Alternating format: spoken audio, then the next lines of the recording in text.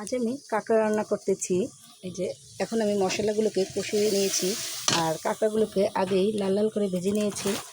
আমার মশলাগুলো কষানো হয়ে গেছে। এখন আমি দিয়ে দিচ্ছি, এই যে কাঁকড়াগুলো দিয়ে দিচ্ছি।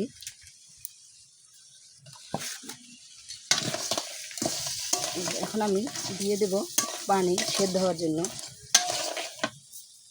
যে পানি দিয়ে দিচ্ছি, সেদ্ধ হওয়ার জন্য দিয়ে দিচ্ছি পানি। আর এটা যখন ভাজা ভাজা হয়ে যাবে একদম চিংড়ি মাছের মতো, তখন আমি নামিয়ে ফেলবো।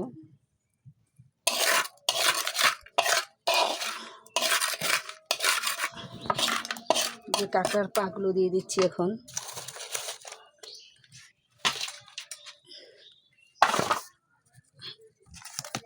আর আমি আজ চুলায় রান্না করতেছি।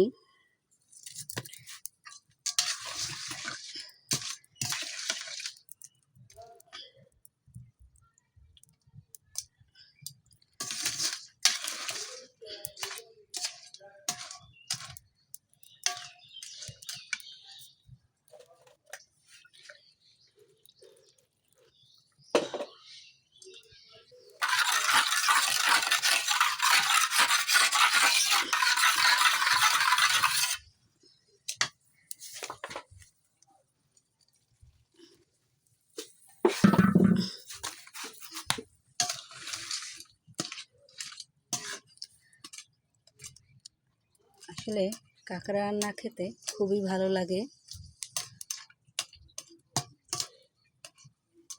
আর আমরা প্রায়ই কাঁকড়া খেয়ে থাকি, যদি বাজারে পাই, যখনই পাই তখনই। তবে চাষ কাঁকড়া ভালো লাগে না। এগুলো হলো আমাদের এদিকে কাঁকড়া, সমুদ্রের কাঁকড়া।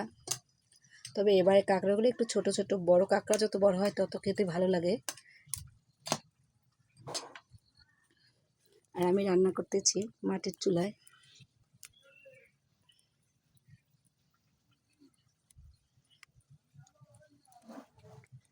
কাঁকড়া খেতে অসাধারণ। যারা খেয়েছেন তারা বোঝে, চিংড়ি মাছের চেয়েও ভালো লাগে কাঁকড়া খেতে।